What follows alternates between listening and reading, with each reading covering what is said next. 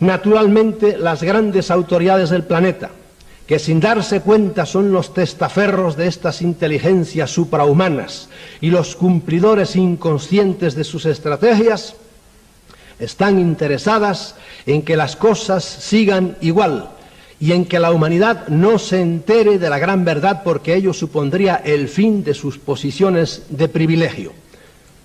En mi libro La Granja Humana yo pongo un ejemplo que no lo pone aquí Andreas. Hitler, estudia en la vida de Hitler y era un títere, era un gran contactado de lo que le decían los de arriba. Y así hizo lo que hizo, engañado. Esta es en el fondo la razón de todo el encubrimiento y de todo el secretismo que reina en torno al fenómeno ovni y a la explicación de todo el enorme esfuerzo que las altas autoridades mundiales llevan haciendo durante algo más de 40 años para que la humanidad siga ignorando la presencia de otras inteligencias no humanas en nuestro planeta.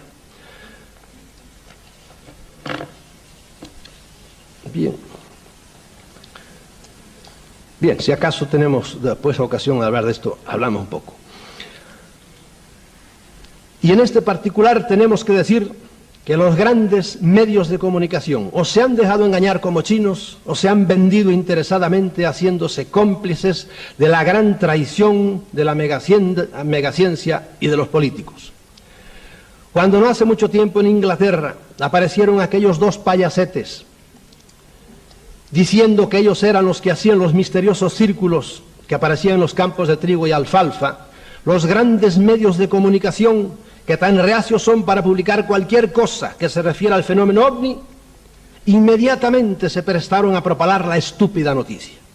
Dio la impresión de que todas las agencias de noticias del mundo obedecían a una orden, pero posteriormente no quisieron reconocer la falsedad de la información que tan irresponsablemente habían publicado. Comenté con Andreas por teléfono esta noticia y estuvo totalmente de acuerdo conmigo en considerar como un ejemplo típico de manipulación mundial de la opinión pública. Recuerdo aquí, no sé quién era, en la televisión española, por supuesto, con qué sonrisa lo decía, se había descubierto ya el secreto de aquellas cosas, cuando nada más oírlo yo dije, pero qué cretinada más grande, no tenían idea de lo que decía. Círculos que aparecían a 100 kilómetros de distancia en la misma noche, etcétera, etcétera, etcétera. Bien. En cuanto a la posición de Andreas ante la ciencia engreída y despreciadora, tengo que decir que compartíamos un punto de vista totalmente coincidente. La megaciencia no solo no admite el arcano o cualquier cosa que suene a trascendente, sino que aprisionada en sus propias teorías y postulados míopes, no tiene posibilidad de admitirlo. Y por eso desprecia a todos los que, como Andreas, intentan sobrepasar las limitaciones de los conocimientos de la lógica humana. Un ejemplo, el muy culto catedrático de la Universidad de Oviedo, señor Gustavo Bueno, al que ustedes puede ser que hayan visto en la televisión porque actúa muchas veces y es un hombre cultísimo, en su libro El animal divino, un profundísimo ensayo sobre una filosofía materialista de la religión, por seguir ciertos principios filosóficos demasiado exclusivamente humanos, es incapaz de trascender la embrionaria racionalidad humana y de llegar a esas otras realidades de las que estamos hablando. Aunque para ello tenga que dejar de lado verdades evidentes de las que hoy no podemos tener duda alguna, como es la presencia en nuestros cielos de objetos volantes tripulados por seres inteligentes no humanos. ¿Y por qué sabemos que están tripulados? Por las cosas que les vemos hacer. No puede dudarse de que alguien está dentro que tiene inteligencia cuando ves a ese aparato hacer las cosas que hace. Pero ellos, que son tan inteligentes, no llegan a dar ese saltito que hay que hacer, esa deducción. Y ya va siendo hora de que perdamos el complejo de que hablar de los ovnis no es científico y de que solo los científicos son capaces de distinguir lo verdadero de lo falso.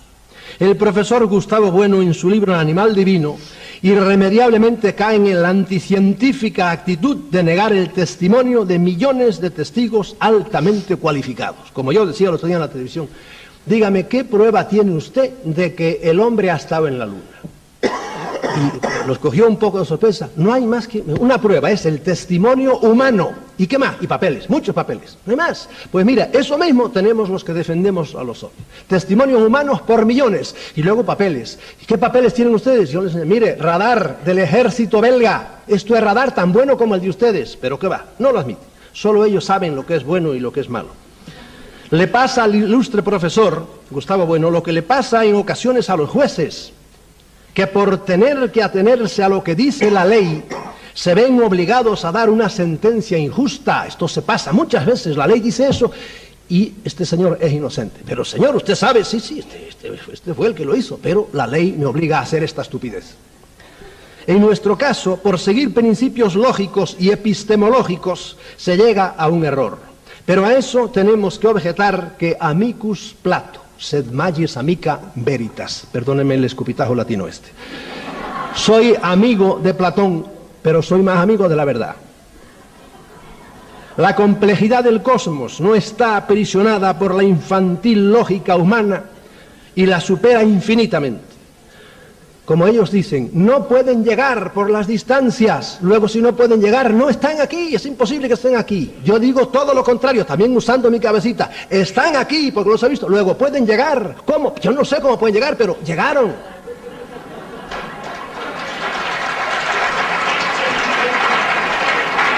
Por eso, los libros de Faber-Kaiser, Las nubes del engaño o El muñeco humano, siendo acientíficos, no anticientíficos, sino acientíficos, usan su cabeza al margen un poco de la metodología científica, van mucho más lejos y están más cerca de la verdad que los libros que algunos escriben para negar la existencia de los ovnis. O los escritos de algunos ufólogos científicos que no se sabe si van o vienen y que no tienen ni idea de dónde está hoy la esencia de la investigación del fenómeno ovni. Mire, hoy el fenómeno ovni ya no es, a mí ya no me interesan, por supuesto, ni los avistamientos, ni los aterrizajes, ni siquiera si hay hombrecitos guardados, que hay cientos de ellos, ¿verdad?, guardados en frío, en esta base, en la otra, eso ya no me interesa. Mire, hoy el fenómeno ovni es un fenómeno, primeramente, de política, es de alta política. Las grandes autoridades del mundo no saben qué hacer con esto, con esta terrible verdad que tienen en las manos, que se les está yendo de las manos. De modo que primero es un problema político. Segundo, es un problema ideológico. ¿Por qué? Porque aunque algunos científicos como Ruiz de Gopegui el otro día en la televisión lo negaran, la idea, el conocimiento para la humanidad de que realmente hay unos seres ahí que no son humanos es terrible para la humanidad. Primero, para lo religioso. Es ácido sulfúrico para las creencias religiosas. Para mí lo fue. En cuanto yo empecé a pensar, ¿y esos no están redimidos? Y esa gente que es Jesucristo para ellos. Y esa gente cree en la Biblia. Y a mí se me desmoronó todo, absolutamente, cuando me convencí de que realmente había unos seres inteligentes que no eran humanos. Se vino al suelo todo el tinglado religioso. Segundo, para los militares, se caen de vergüenza al ver cómo se han caído. Cuando vinieron sobre Washington el año 50 y pico, no hubo escuadrillas de ellos.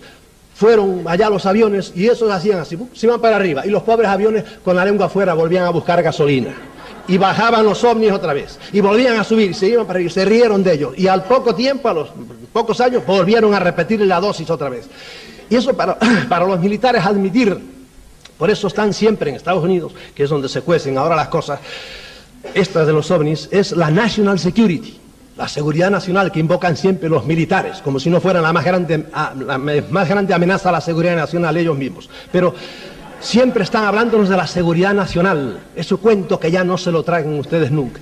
¿Qué más? Para la ciencia no sabe cómo explicar cómo es posible que hayan andado desde la estrella más cercana que está a tantos millones de años luz. Empiezan a echar cuentas, porque se imaginan sus cohetes caminando por ahí echando humo por detrás, y no tienen otra manera de hacerlo. Es decir, que viene todo al suelo. Por lo tanto, hoy el problema ovni, el fenómeno ovni es un problema ideológico. ¿Cómo se resuelve eso? Es un problema filosófico. Tercer nivel, el problema ovni, ¿qué es? Es un problema vital. ¿Cómo vamos a reaccionar la humanidad? ¿Cómo va a reaccionar ante eso? ¿Qué tenemos que hacer?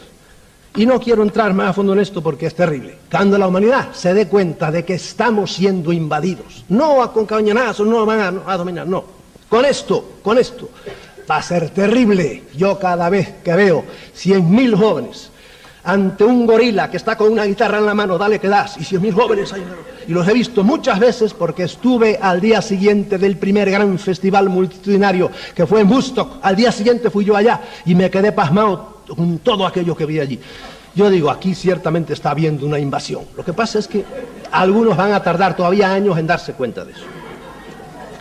Esto fue un paréntesis.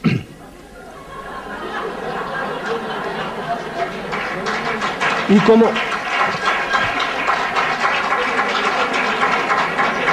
ya solo me queda una página y media, de modo que tranquilícense.